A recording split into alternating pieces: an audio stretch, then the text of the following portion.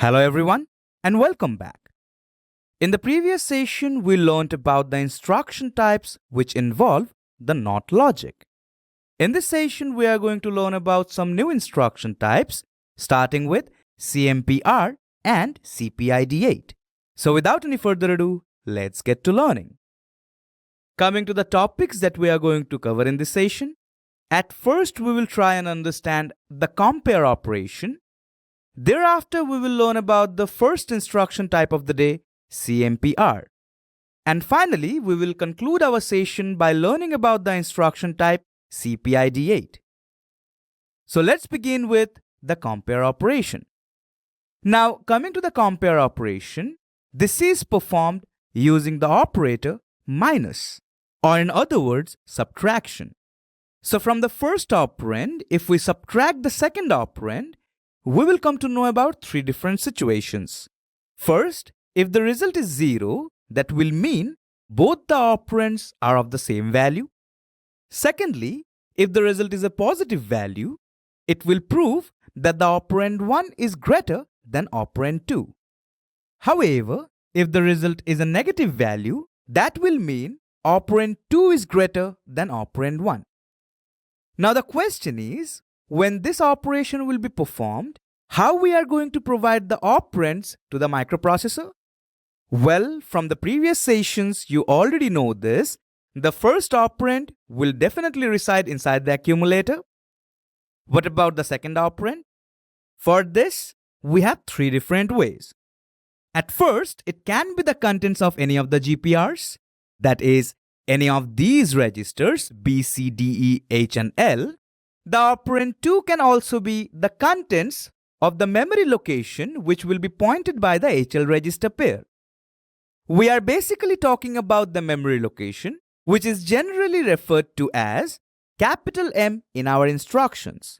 And we already know that falls under the register indirect addressing mode.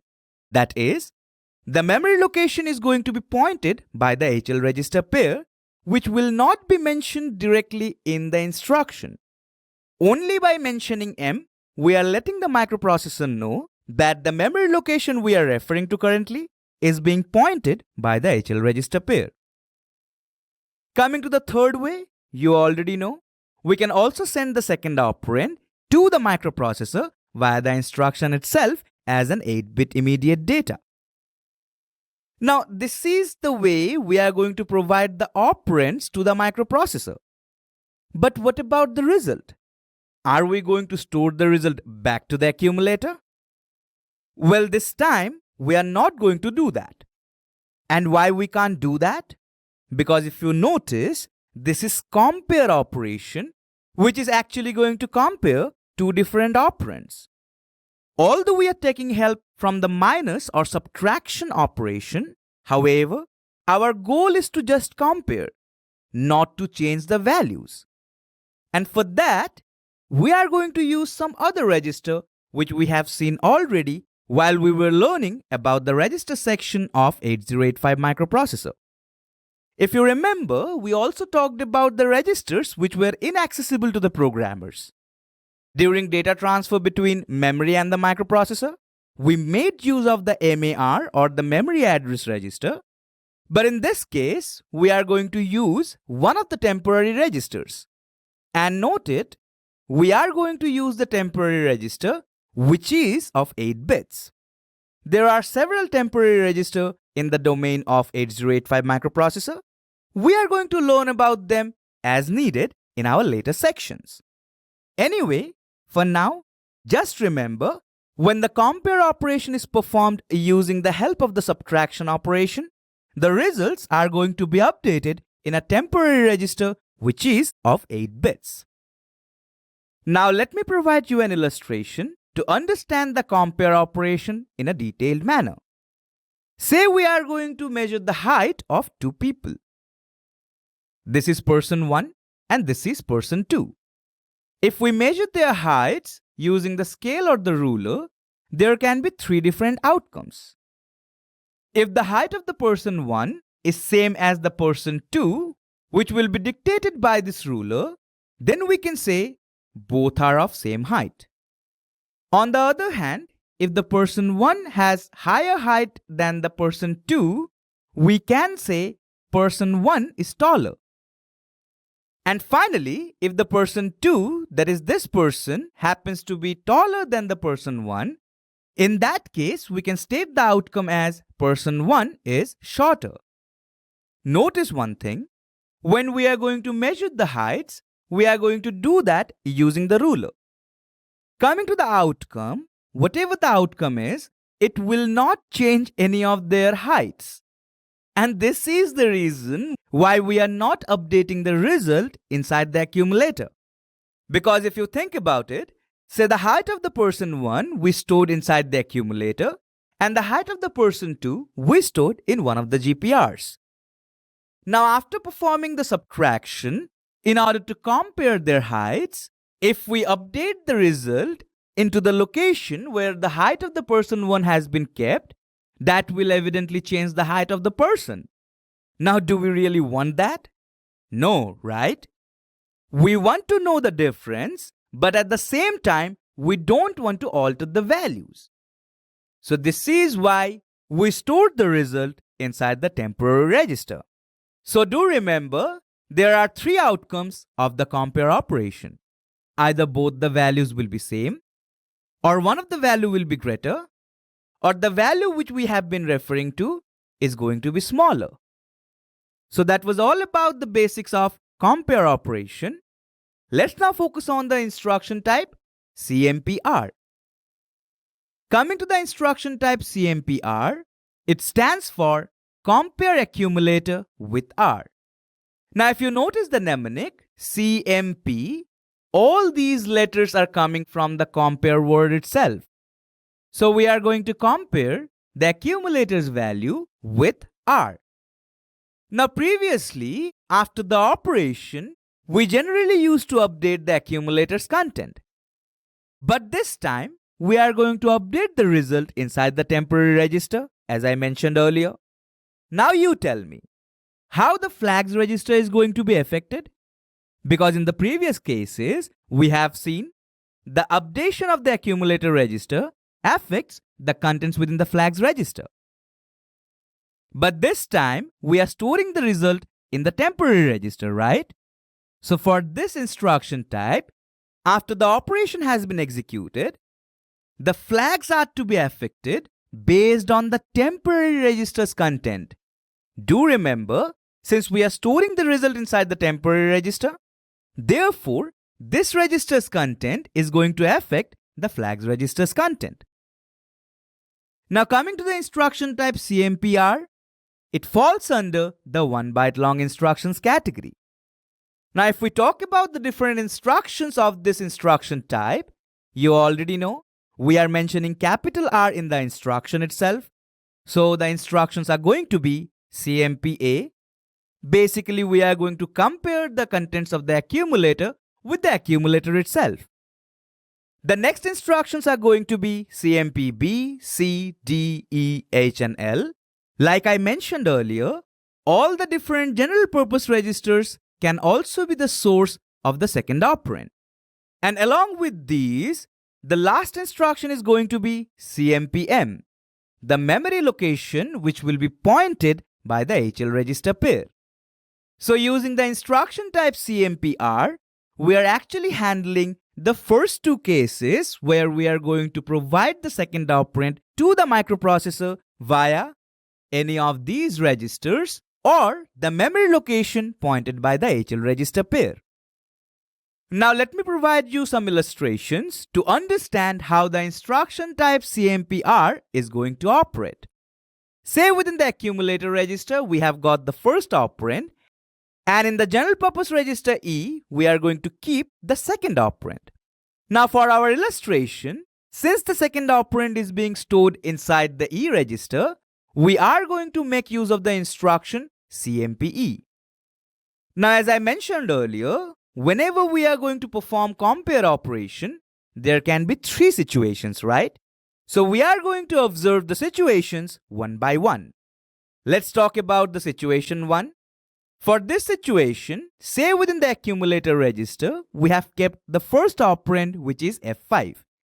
And I told you earlier the second operand we are going to keep in the general purpose register E. Therefore, say this time within the register E, we have kept the value 25. Now look at these two values. Both of them are hexadecimal values. Now if we talk about the least significant digits, these are the same. But if you consider the most significant digits, this is 2, whereas the content of the accumulator has F in its most significant hexadecimal digit. So clearly, we can say A is greater than E. But remember, this is us, the human beings. We can look at the numbers and directly say which is greater, not the microprocessor. It will have to perform the operation F5H minus 25H. And then only it can determine whether the value within the accumulator is greater than the value within the E register. Let's now proceed ahead with the operation. If you remember in the previous sessions, I have already told you, in 8085 microprocessor, we don't really perform subtraction. Rather, for the subtrahend, we find out the 2's complement in binary, or since we are dealing in hexadecimal in here, so we will find out the 16's complement of 25. And thereafter, we are going to perform addition, isn't it? Let's now find out the 16's complement of 25. Now, if you think about it, we are supposed to subtract 5 from 10, which is 16 of decimal. So 16 minus 5 is 11. And 11 in hexadecimal is B, right? Now coming to the most significant digit, that is 2, we are going to subtract it from F. Now F is 15 and 15 minus 2 is 13. And in hexadecimal, 13 is represented using D. So clearly, the 16's complement of 25 is dB. Since we have found out the 16's complement, now we can move ahead with the addition. So as you can see, we are adding 5 with B. Now B is 11 of decimal. So adding 5 with 11, we will have the result 16. Now we already know 15 of decimal is F in hexadecimal. So what do you think will be 16? Well, we already know it. It is 10. So we will have sum as 0 and we will also have a carry, that is 1. Now this one, if we add this with F, we will have 10. And I hope you remember the second shortcut that we learned while performing hexadecimal addition. With 10, if we add any symbol of hexadecimal, we will get the 2-digit hexadecimal value, where at the least significant digit, we will have the digit which we added with 10, and as the most significant digit, we will have 1. So with 10, we are adding D. So as the most significant digit, we are going to have 1, and as the least significant digit, we will have D. Now notice, although through addition, we actually performed subtraction, and we generated a carry. So this carry will be fed to the carry flag via the inverter or the NOT gate. So the carry flag is going to be reset to 0. On the other hand, while performing this, we actually generated a carry from the addition of the least significant digits. So the auxiliary carry flag is going to be set. Now what will be the status of the rest of the flags? Well, for that, we need to judge the contents of the temporary register. So this time, within the temporary register, the 8 bits or these 2 digits of hexadecimal will be stored. 0 of hexadecimal is 4 zeros in decimal. Coming to D, D of hexadecimal is actually 13 of decimal, which in binary is 1101. Now notice these 8 bits. The parity flag is going to be set if within the temporary register we have got even number of ones. Observe 1, 2, 3. We have got 3 ones in here. Now 3 is not an even number. It's an odd number. So what will be the status of the parity flag? Yes, you guessed it right. It will be reset to 0. Coming to the Z flag or the 0 flag, it is supposed to be set if within the contents of the temporary register we have got all zeros. Do we have that? No, right? So the Z flag will also be reset to 0. Can you tell me what will be the situation for the S or sign flag? Notice, here the most significant bit is 1. So clearly, the sign flag will also be set to 1. From this you can notice one thing. No matter where we are storing the result, it will affect the flags register in the same way, irrespective of where we are going to keep it. In our previous cases, we used to update this result within the accumulator. This time we are taking the help of the temporary register. However, the flags within the flags register are being affected in the similar way as we did it for the accumulator's updation, isn't it? Anyway, let's get back to our discussion. Now, from the contents of the flags register, the microprocessor is going to determine whether the situation is A greater than E, or does A have the value which is higher than the value within the E register. And for this, it is going to focus on two different flags. First of all, the carry flag. Now, why exactly the carry flag? After we perform the subtraction, if the carry is generated, that will mean the value which has been generated is a positive value. And that's the reason why the carry is discarded, as it is being fed to the carry flag via the NOT get. So the carry flag's status is a necessary element. Coming to the second flag, it is the Z flag or the 0 flag. If the 0 flag is reset, that will mean the contents within the temporary register is not all zeros. And it can only be all zeros if both the registers contain the same value. So this is the reason why the status of the carry and the 0 flag will have to be considered. So do remember, if the carry flag is reset and at the same time the 0 flag is reset, the microprocessor will know that the A register is holding the greater value than that of the E register. Let's now talk about the next situation, that is situation 2. Say this time within the accumulator register, we are keeping the value 50, and within the general purpose register E, we are storing the value 70. Now we the human beings looking at these two numbers can clearly say 70 is higher than 50. Though the value of 50 in decimal will be different than 70, but it's pretty evident whatever decimal value 70 will have will definitely be greater than the decimal value of 50. Anyway, we can see it is the situation where A is holding the value which happens to be lesser than the content of the E register. Now for this too, the microprocessor will have to judge the flags. And for that, it will have to perform the subtraction operation. So clearly, in order to determine whether the value which A has is lesser or greater, the microprocessor will have to perform the subtraction between 50 and 70. Like I mentioned earlier, in case of 8085 microprocessor, subtraction is never performed. So we need to find out the 16th complement of 70. Let's now do that. Now in order to find out the 16th complement of 70, we are supposed to subtract it from F and 10.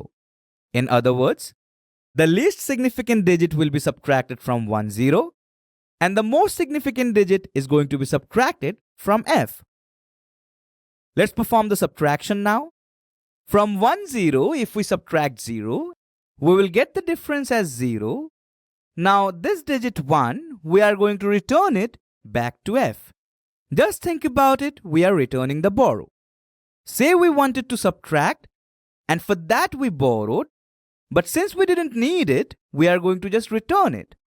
Now adding 1 with F, we will have the value 10. Now 10 of hexadecimal is actually 16 in decimal. Now from 16 if we subtract 7, the value that we are going to get as a result is 9. Now if you notice, this is the very first time when in order to find the 16th complement of a particular value, we had to operate with the carry, right? So let's just check whether the derivation of the 16th complement of 70 is valid or not. Now the question is how to do that. Well, the 16th complement of a hexadecimal value, if converted to binary, is going to be the equivalent of the 2's complement. So let's now find out the binary of 70. 0 is going to be 4 zeros. What about 7? The 4-bit binary equivalent of 7 is 0 followed by 111. Now we already know how to convert a binary into its equivalent 2's complement. All we have to do is keep on retaining the value from the least significant bit towards the most significant bit until we encounter the first one.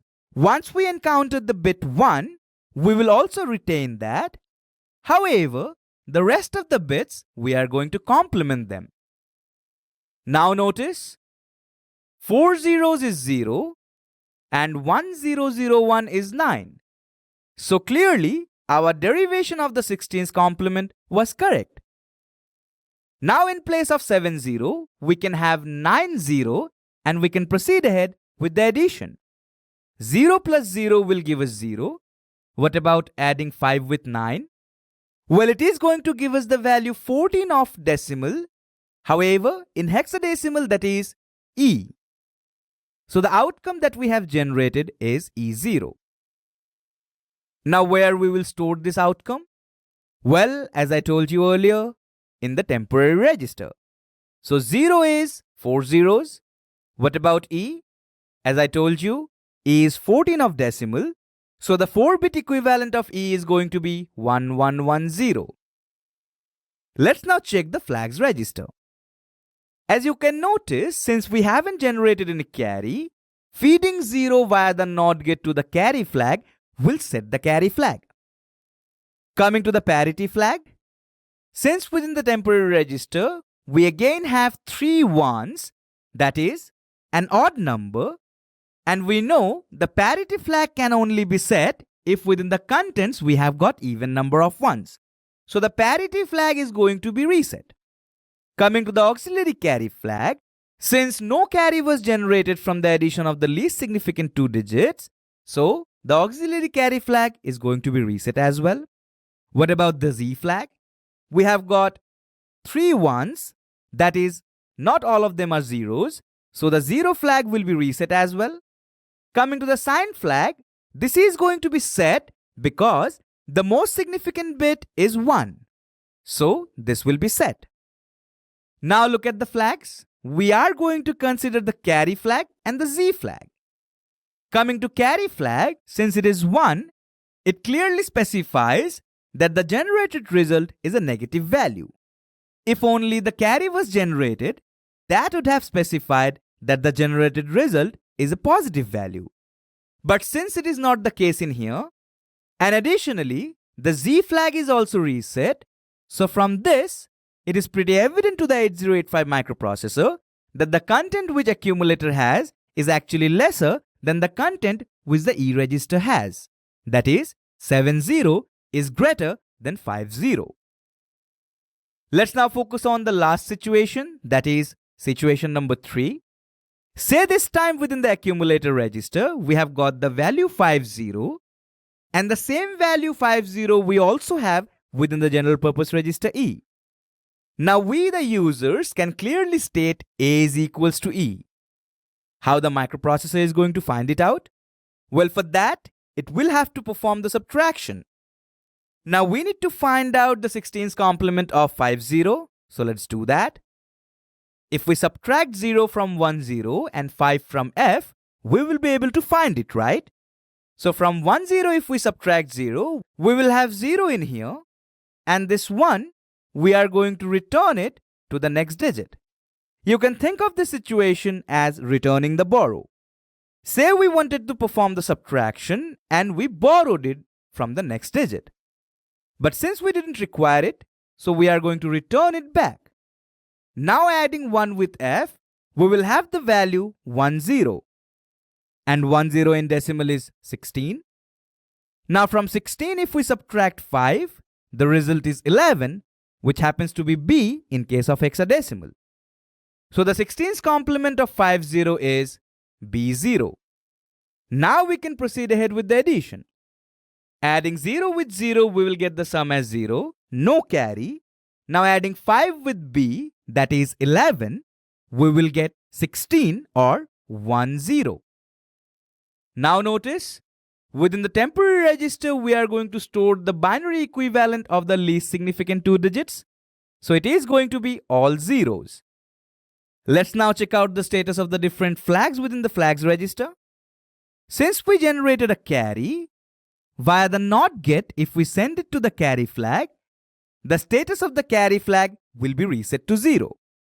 Coming to the parity flag, it is to be set if within the temporary register we have got even number of ones. Now notice something interesting in here.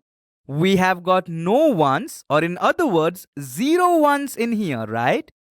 But 0 happens to be an even number. So this time the parity flag is going to be set. What about the auxiliary carry? We didn't get any carry while performing the addition of the least significant 2 digits, so clearly the auxiliary carry is going to be reset.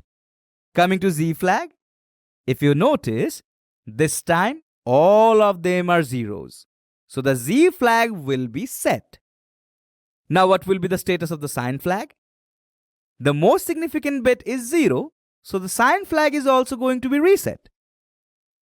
Now notice, since the carry flag is 0, which evidently specifies that the output is a positive value, because if you think about it, in case of 8085 microprocessor, since we use the 2's complement representation, here 0 is a positive value, not a neutral value. So carry being 0 is specifying that. Now if you look at the Z flag, it is 1, which specifies that the entire content within the temporary register is all zeros. So from the status of these 2 flags, the 8085 microprocessor knows that the value which the accumulator register has is as same as the value within the E register. So we learned about 3 situations. The first situation, that is, accumulator has greater value than the E register, is denoted by the carry flag being reset as well as the Z flag being reset. So let's note it down. When the carry flag and the 0 flag both are reset, we can state the accumulator holds higher value. Coming to the second situation, that is, A has lesser value than the next register or the next memory location. This situation is denoted by the status where carry flag is set to 1 and the Z flag is reset to 0. So we can state when carry flag is set and at the same time Z flag is reset, the accumulator's value is lesser than the next register. Coming to the third situation, that is, both the accumulator as well as the other register has the same value. And this will be denoted if the carry flag is reset and at the same time the Z flag is set. So we can say when the carry flag is reset and at the same time the Z flag is set to 1, which clearly specifies that within the temporary register all the bits are zeros, this will mean both of the values are equal. So do remember these combinations of the flags for the respective situations. So that was all about the instruction type CMP R. Remember, it falls under the 1 byte long instructions category. Also, it has got 8 different instructions, or to be precise, 8 opcodes. Since we are mentioning capital R, we are talking about providing the second operand to the microprocessor using the accumulator or any of the general purpose registers or the memory location which will be pointed by the HL register pair. Let's now learn about the next instruction type, that is CPI D8. Now coming to the instruction type CPI D8, it actually stands for compare immediate with accumulator. Now what do we mean by the immediate value? This is the data of 8-bit which we are sending via the instruction itself. Now for this instruction also, as we have already mentioned, the first operand will reside inside the accumulator. And just like the microprocessor deals with the compare operation, subtraction operation will be used in order to find out the result. And the result is going to be stored inside the 8-bit temporary register. Therefore, the contents of the flags register are going to be affected based on the temporary register's content. Now coming to the instruction type CPI D8. D8 is actually the data of 8-bit. So can you find out in which instruction category size-wise this instruction will fall under? Well, CPI is going to require 8 bits and we are sending additional 8 bits of data via the instruction itself. Therefore, cumulatively, this instruction falls under the 2-byte long instructions category. Now, just like the previous instruction, this instruction will also have 3 different situations. The first situation we can say whether the accumulator has greater value than the data of 8-bit which is being provided by the instruction itself. And just like the previous case, here also using the status of the flags register carry and 0, we will determine the situation.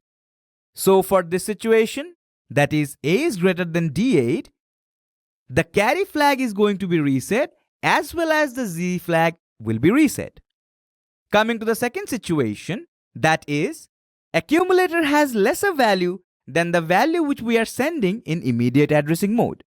In order to determine this situation, the status of the carry flag will be set and at the same time Z flag will be reset.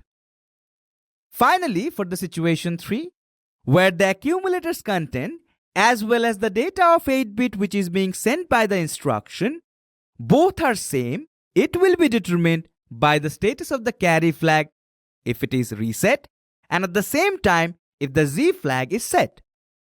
All of these are similar to the previous situations.